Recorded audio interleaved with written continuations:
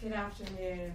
I'm sorry we were a little bit late. I was in the West Wing swearing in Tulsi Gabbard, and so I just came straight back here. So thanks for being patient with us with the delay.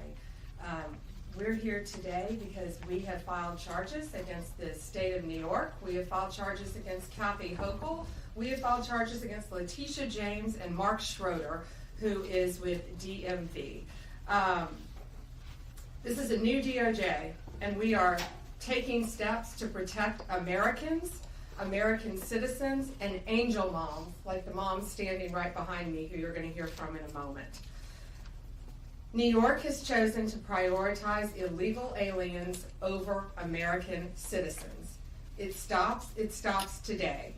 As you know, we sued Illinois, and New York didn't listen. So now you're next. Millions of illegal aliens with violent records have flooded into our communities, bringing violence and deadly drugs with them. With me today, I'm so proud to be joined by Tammy Nobles. Tammy is an angel mom. Her beautiful daughter, Kayla Hamilton, was murdered by an MS-13 member in 2022. Kayla had just turned 20 years old, and she was raped and murdered by someone who should not have been in our country. Yet, he was released, flown to Maryland, where he committed this violent murder. I just want you to hear from, Tammy. Tammy represents not only herself and her family, but all of the great angel moms around this country who have suffered because of what the Biden administration did, and it is over. Thank you for having me here today and being able to share Kayla's story. Her murderer was able to come across the border knowing that he was flagged as an MS-13 gang member, and he had a criminal record in 2020 in El Salvador for illicit gang activity. He came over as an unoccupied alien child, saying that he was afraid of gang activity in his country. Health and Human Services called him a nice boy, and he showed age-appropriate behavior. That fell so wrong when he murdered my daughter.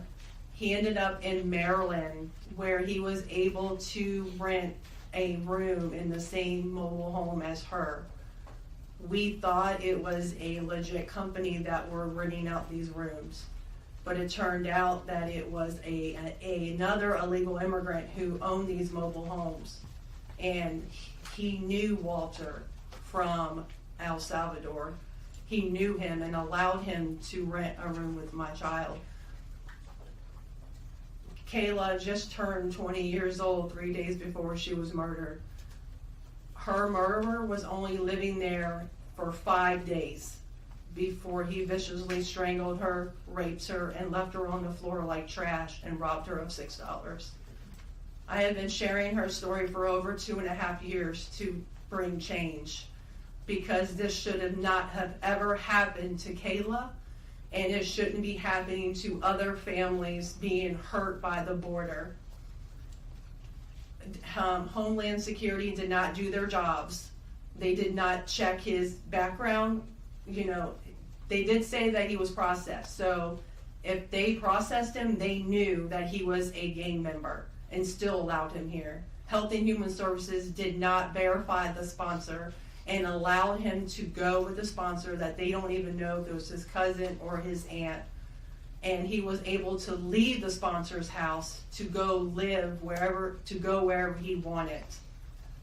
And I am going to continue sharing Kayla's story to help save others and to bring awareness of what was happening under the Biden-Harris administration. And I'm so thankful for Pam having me here today, and I'm so thankful for the opportunities I got from Trump and any other platform, people who allowed me to share her story, because this is going to end.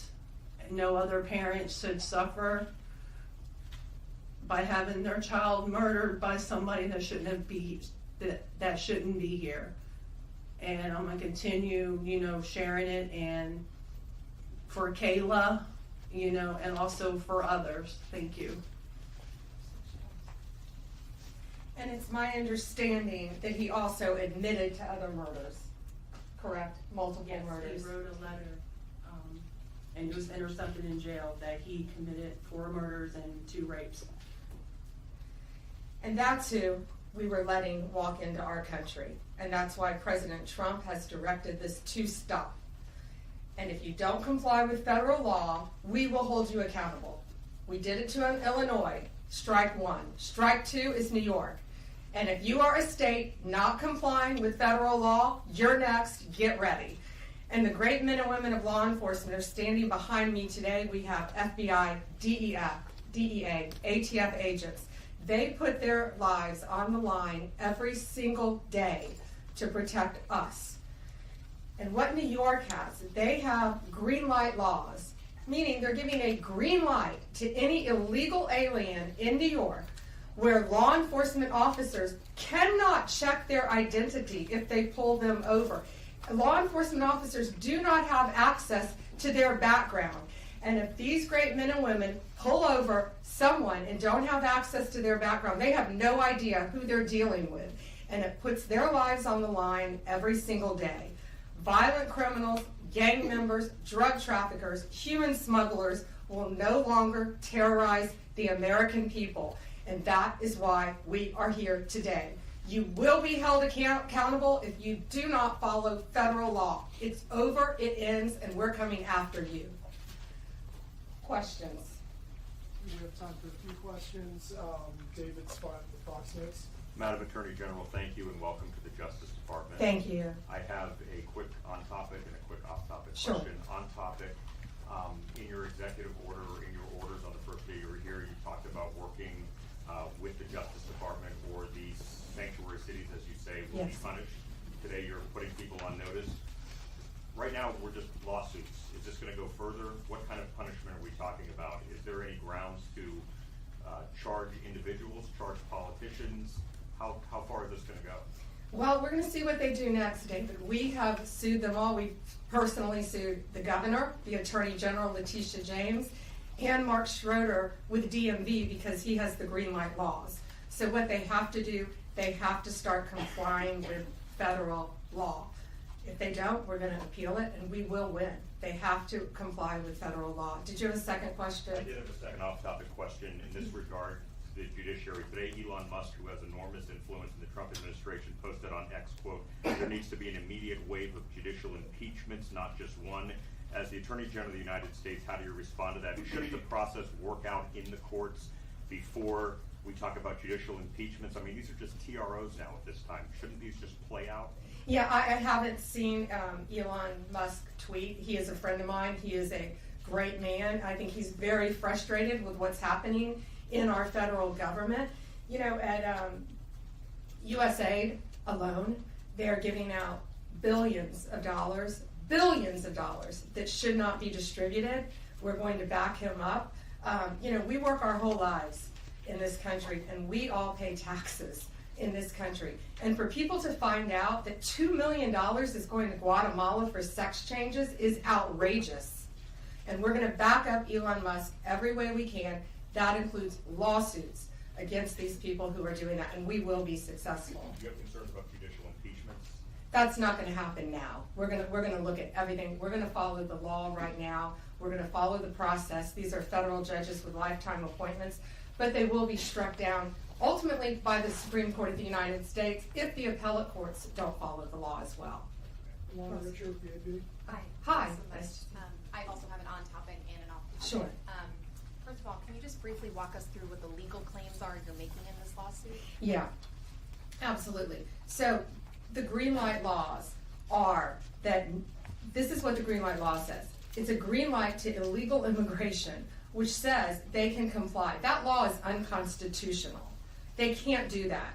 And what they've done is they have a tip-off provision that requires New York's DMV commissioner to promptly inform any illegal alien when a federal immigration agency has requested their information. So think about the men and women in law enforcement behind me. That's basically, that's not a basic, it's tipping off an illegal alien, and it's unconstitutional. And that's why we filed this lawsuit, and that's why we charged Mark Schroeder too, because he runs DMV. Oh, I'm sorry, you had a second question. Yeah, my off-topic question. I wanted to ask about Mayor Eric Yes. Adams' case. As of at least a few moments ago, SDNY still has not dropped that case. Have you or other DOJ leadership spoken to the acting U.S. Attorney and SDNY since the memo was sent earlier this week? And what will you do if she refuses to drop the case? I have not spoken to her. I know our acting DAG, Emil Bove, has spoken to her, and Chad Mizell may have spoken to her, but that case should be dropped. It was done at the directive of Emil, so that case should be dropped. I did not know that it had not been dropped yet, but I will certainly look into that. Reagan, Daily Caller. Hi, how are you? Tom Homan suggested this week that someone from within the FBI may be leaking information about the ICE raids, and that such could be putting officers' lives at risk. Has the DOJ gotten any closer to determining if these leaks are coming from within the FBI? And what will the consequences be if they can identify the leakers from the FBI? Excuse me. Well, first, I can't talk about anything that is ongoing, and that is ongoing. And it's really for the similar reasons of what I said earlier. The great men and women in law enforcement standing behind me today, they must be protected. And anytime anyone leaks or tips off anything regarding a pending investigation, that jeopardizes lives. You're telling a bad guy what's about to happen. It could jeopardize the lives of all the men and women in law enforcement. We will not stand for it. We will find you. We're going to investigate it, no matter what agency it came from. We don't know for certain. We have an open investigation, so I can't talk about it in detail, but we will do everything in our power to hold you accountable, and it is a crime, and you will be prosecuted when we find you. I got time for one more. Alana Austin is next. Hi, Madam Hi, Alana. Attorney General. Thank you so much for your time. I was also interested in hearing specifically what the interactions have been like with Mayor Adams. And I know he has a little bit of a different tone than some of the other Democrats out of the Empire State. And then also Denver Mayor Mike Johnston, because before the President Trump went back into office, he had issued some words about a potential standoff and then walked that back. So I was curious to see what things have been like out of New York City and Denver officials. Yeah, well, we're hoping that in New York, Mayor Adams is going to cooperate with us with the sanctuary cities and the illegal aliens. And has the mayor in Colorado been cooperating? Do we know? I believe he might have now. Yeah, I believe Colorado is now cooperating. That's what we want. We don't want to sue you. We don't want to prosecute people. We want people to comply with the law. This is very simple. An MS-13 member murdered her daughter. That's happening throughout this country. We have one angel mom is too many.